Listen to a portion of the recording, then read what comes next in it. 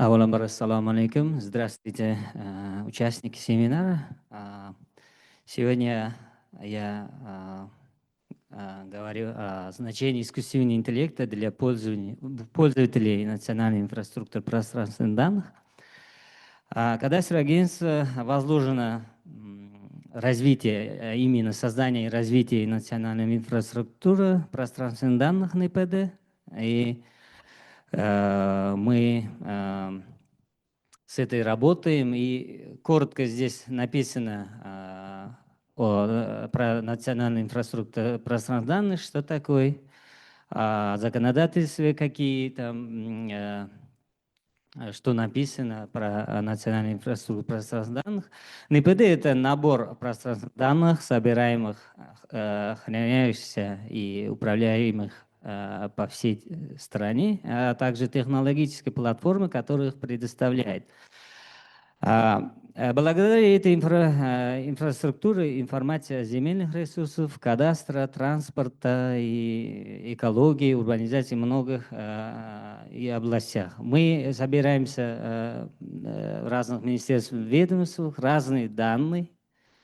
И, конечно, это собирается на геоинформационной системе и поднята платформа, которой можно видеть и управлять. Но, конечно, мы все специалисты, геоспециалисты, разработчики, и мы живем в этой сфере.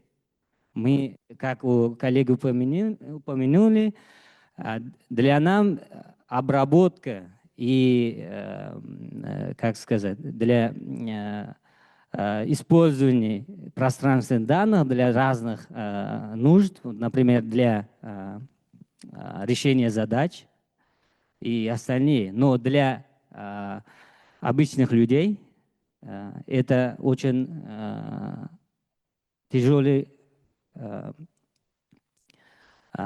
тяжело управлять с этими данными. Но обычные данные, да, для геоданных, которые содержат координаты и остальные.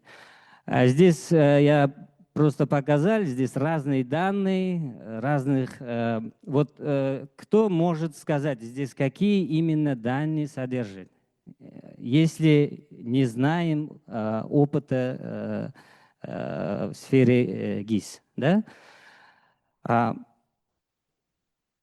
Обычный пользователь, как государственный служащий или предприниматель, должен обладать специальными знаниями и навыками для использования GIS-систем. Вот, например, пользователь должен понимать форматы геоданных, понимать работа со слоями, да, знание системы координат необходимо. И самый важный, нужно обладать опыт с SQL-запросом, чтобы понимать это, использовать остальные. Коллеги сказали про больших языковых модулей, LLM-модуль. Я не хочу долго задерживаться этими вопросами, но здесь просто я хотел, мы какие технологии мы использовали, чтобы внедрить, сказать, что тестировать эту систему, пока не внедрено, это тестировали с таких технологий. ArcGIS Map SDK for JavaScript нам предоставляет несколько агентов, чтобы внедрить искусственный интеллект для управления геоданных. Давайте посмотрим, что там, что мы сделали. Вот данные границы Махаля, Самаркандской области. И я хочу продолжить эту демонстрацию на узбекском языке, если позвольте.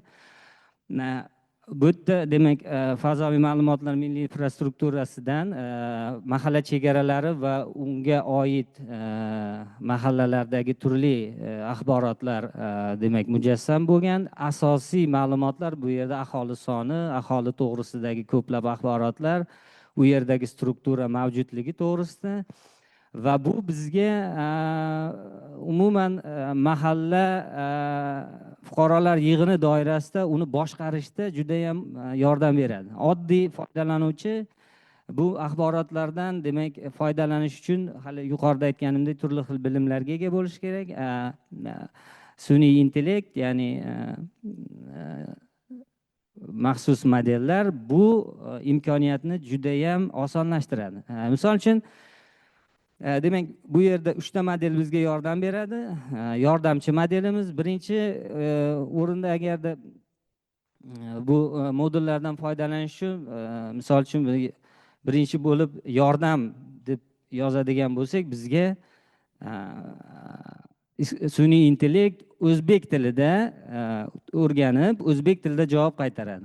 Shu o'rinda bitta narsani ta'kidlamoqchiman. Hozirda biz buni test qilganimizda ba'zan noto'g'ri javob ham qaytaradi. Barchangiz ChatGPT dan foydalangansiz, boshqa ilm modullardan foydalangansiz. Bu foydalanish jarayonida siz noto'g'ri ma'lumotlarga ham duch kelgansiz. Bu ham xuddi shunday xatolardan xoli emas. Demak, yordam agentini ishga tushirganimda menga xaritamdagi axborotlar, qatlamlar, undagi mavjud imkoniyatlarni mana e'tibor bering. Bu yerda demak administrativ bo'linishlar, mahalla chegaralari va e'tibor bering, menga imkoniyatlarni ham taqdim etyapti mana bu yerda. Manda 3 ta imkoniyat bor. Navigatsiya modeli, data exploration va help modeli. Men hozir help modelidan foydalandim. Ya'ni bu help bu kartani yoki qatlamlarni tushunishda sizga yordam beradi. Bu haqda chuqurroq kollegamiz keyinchalik tushuntirib beradi. Men ko'proq sizga ma'lumotlardan qanday foydalanishni ko'rsatib bermoqchiman. Endi navigatsiya modeli nimaga javob beradi? Navigatsiya modeli bu kartada bizga joylashgan joyi, xaritadagi ma'lumotlarni bizni ekstentimizda namoyish qilish uchun.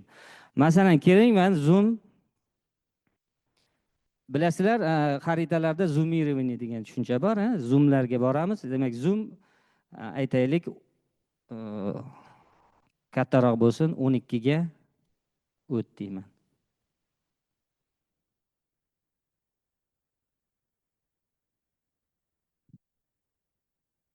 Menga 12 zoom ko'rsatadi. Yoki xohlagan tuman yoki joylashgan joyingizni yozadigan bo'lsangiz ham sizga demak joylashtirib beradi. Bu juda sodda, oddiy qilib demak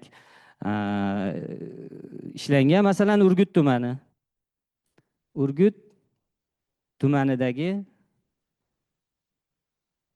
mahallalarni ko'rsat deyman.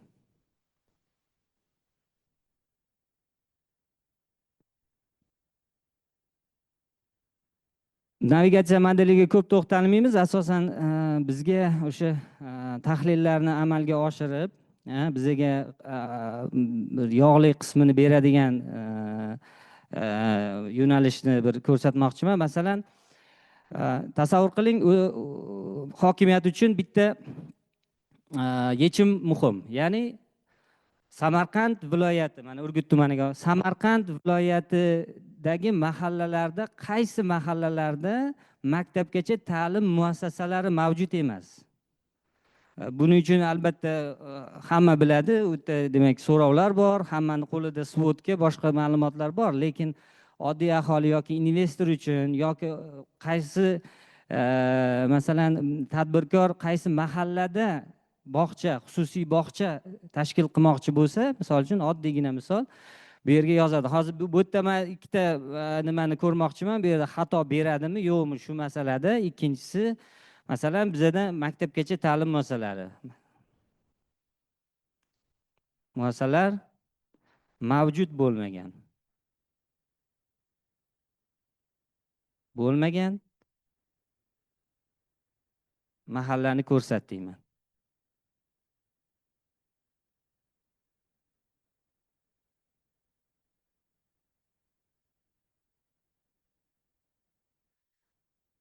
Bu texnologiya albatta boshqa turdagi axborotlarni ham tahlil qilishda demak yordam beradi. Biz buni sekin-astalik bilan o'zimizda testdan o'tkazib, sinovdan o'tkazib, keyinchalik keyingi yillarda buni imkoniyatini fuqarolarga yoki foydalanuvchilarga taqdim etishni reja qilganmiz.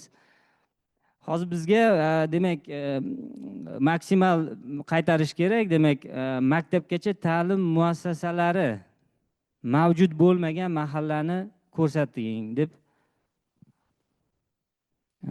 ozgina xato ketibdi. Hozir javob qaytarsin.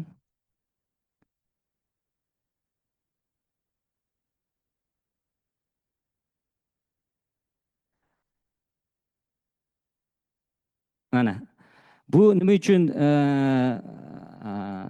bu narsani ko'rsatdim?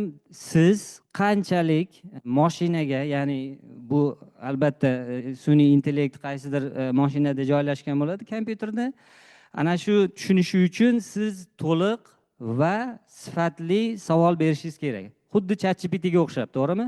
ChatGPTda ishlaganlar bo'lsa, nima deydi, to'liqroq savol so'rasangiz sizga aniq javob beradi. Men bundan maktabgacha ta'lim muassasalarini so'ragandim. Menga maktablarni qaytardi. Mana 82 ta mahalla fuqarolar yig'ini obyekti uchun maktablar soni 0. Ya'ni bu yerda maktablar mavjud emas deb menga javob qaytaryapti. Keling, keyingi so'rovga o'tamiz. Bu javobni agar siz savolni to'liqroq berilsa, bu javobni to'g'ri qaytaradi. Buni bir necha bor sinaganimda ham bir xil javob qaytargani uchun bu sizlar uchun ya'ni bu masalani sizlar uchun o'sha demonstratsiya paytida bir aytaman degan xulosaga keldim. Endi keyingi qaysi mahallada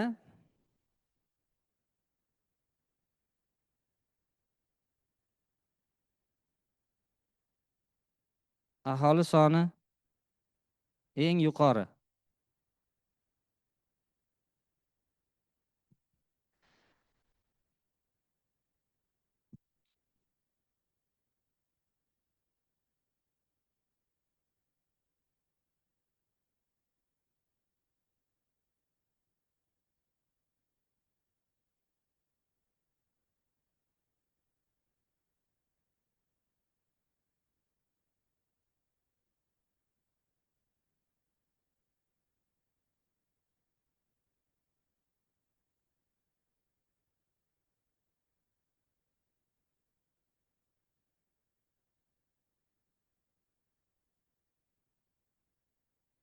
Mana Quyuqishloq mahalla fuqarolar yig'ini aholi soni 11.500 tani tashkil qiladi. Erkaklar 5.862 ta va ayollar soni 5.642 tani tashkil qilar ekan.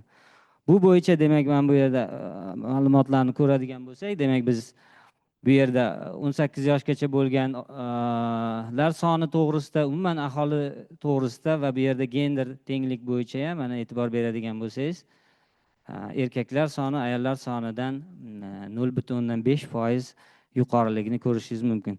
Bu texnologiya boshqa yo'nalishlarda ham demak bemalol foydalansa bo'ladi. Xuddi mana kollegamiz oldingi safar ya'ni mendan oldin gapirganlarda o'sha qayerda reklama o'rnatish masalalari, umuman investorlar uchun, oddiy fuqarolar uchun yoki bo'lmasam davlat tashkilotlari uchun ham bu qulay demak instrument, texnologiya hisoblanadi. Albatta e'tiborlaringiz uchun rahmat. Спасибо, дорогие коллеги, за внимание.